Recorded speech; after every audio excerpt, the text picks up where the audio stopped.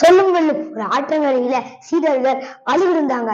அப்ப அவங்க குரு வந்து கேட்டாரு, நீங்க ஏன் அழுகிட்டு இருக்கீங்க அப்படின்னு கேட்டாரு. அப்ப ஒரு சீடன் சொன்னா, எங்கள்ல 10 பேரு ஆனா 9 பேர் தான் இருக்கோம். எங்கள்ல ஒரு சீடனை இந்த ஆறு முழுங்கிருச்சு அப்படின்னு சொன்னா. குரு எழுதி பார்த்தாரு, நீங்க 9 பேருன்னு சொன்னீங்களே, இப்ப நீங்க 10 பேர் இருக்கீங்க அப்படின்னு சொன்னாரு. அதே சீடனு எழுதி பார்த்தான், நீங்க 10 பேருன்னு சொன்னீங்களே, இப்ப நாங்க 9 பேர் தான் இருக்கோம், அந்த 10வது ஆள் யாரு அப்படின்னு கேட்டான்.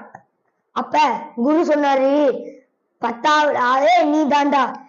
இப்படித்தான் நம்மள நாமே அறிந்து கொள்வதில்லை. ஆம் அன்பர்களே, உன்னை அறிந்தால் உலகத்தில் போராடலாம், உயர்ந்தாலும் தாழ்ந்தாலும் தலை வணங்காமல் நீ வாழலாம். சொல்லும் வெல்லும். நன்றி, வணக்கம்.